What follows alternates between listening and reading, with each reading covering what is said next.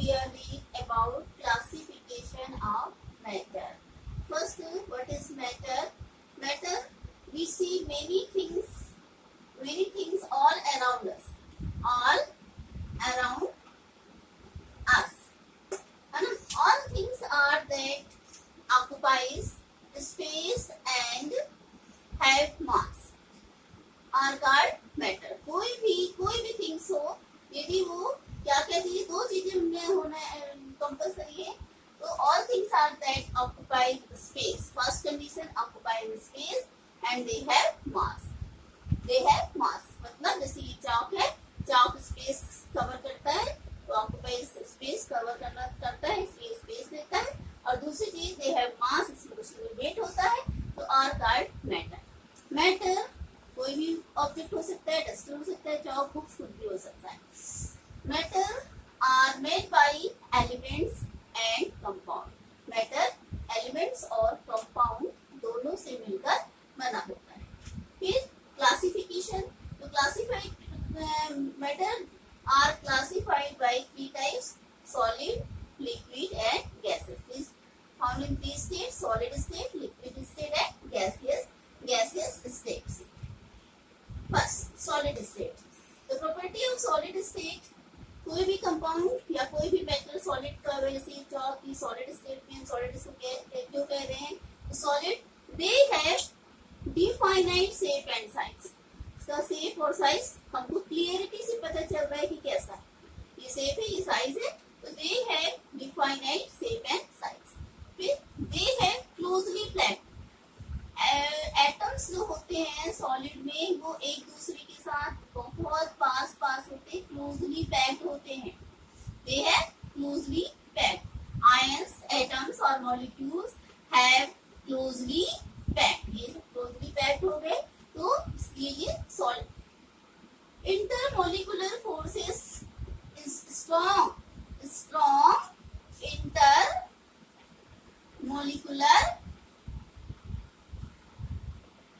Forces presented strong intermolecular forces की closely packed है, इसलिए जो फोर्स अप्लाई हो रहा है वो भी कैसा है? इंटरमोलिकुलर फोर्स का मतलब होता है नियर अबाउट टू मॉलिक्यूल्स के बीच में जो फोर्स अप्लाई होता है. तो ये जो फोर्स है वो भी कैसा है? बहुत स्ट्रॉन्ग है. फिर they have rigid and hard.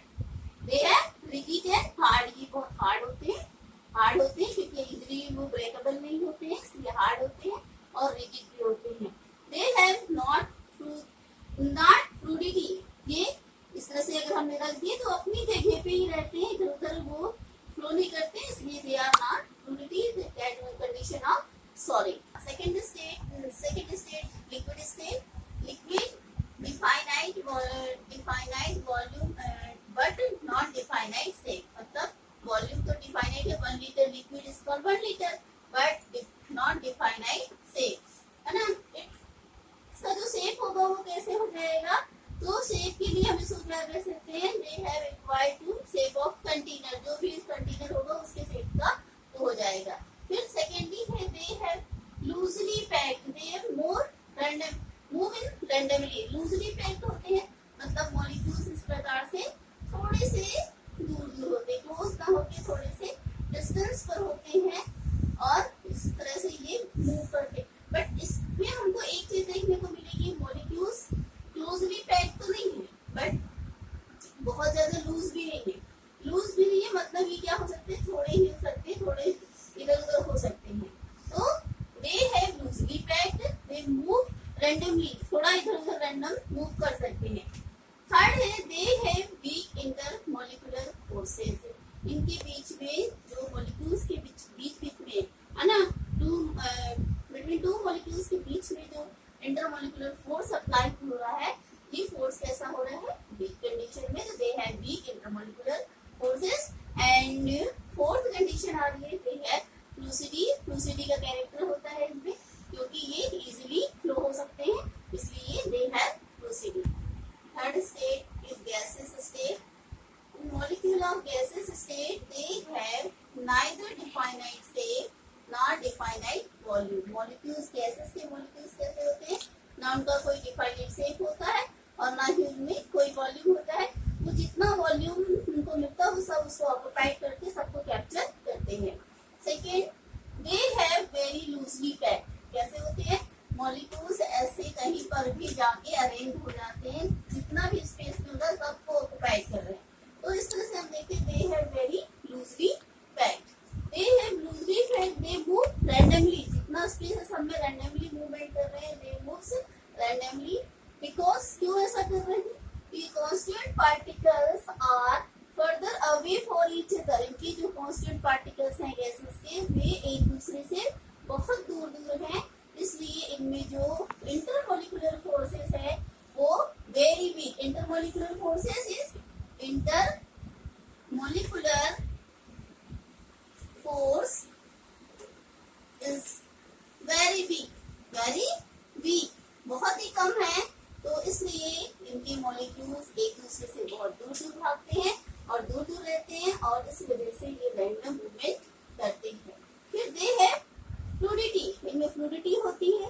Gases जो होती है वो कहीं भी फैल सकती है, कहीं भी इधर उधर फैल सकती है, इसलिए इनमें जो है सबसे ज्यादा फ्लूइडिटी होती। Next topic is classification of matter और pure substance. Pure substance divide by in two parts. First element and second compound. First element. What is the element? Element they made by only one type of atom. One atom, not one atom. One type of atom. जो सिर्फ एक ही type के atom से मिलकर बना होता है वो हो गया आपका एलिमेंट। जैसे सल्फर, ऑक्सीजन, नाइट्रोजन, मैग्नीशियम, ये सभी क्या है? एग्जाम्पल्स हैं, examples of element. So they made by only one type of atom.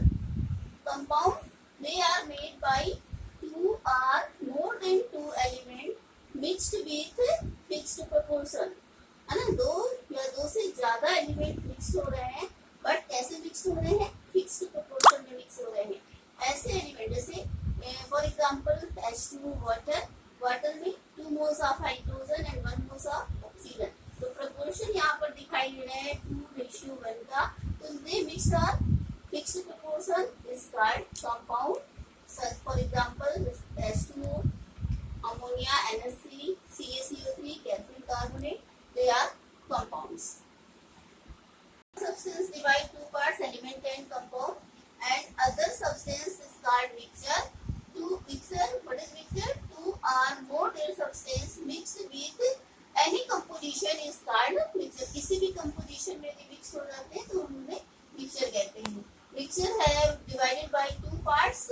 First homogeneous mixture and second heterogeneous mixture. Homogeneous mixture mixed with uniform composition. है ना? Two or more than two substance mixed with uniform composition is called homogeneous mixture.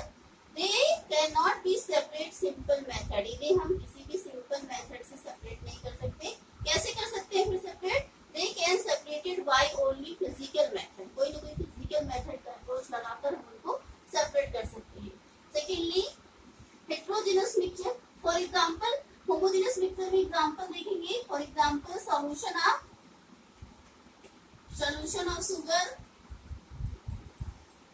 and solution of NaCl.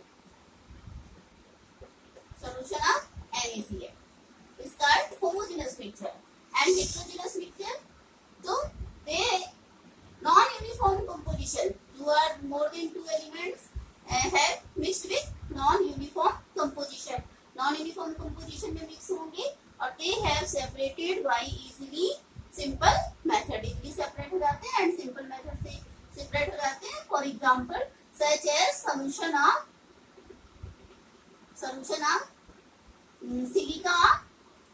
silica and water.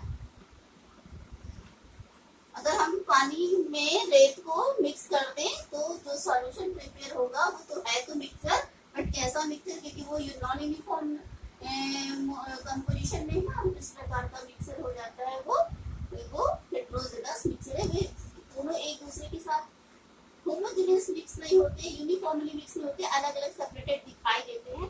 That is called heterogeneous mixture. Okay.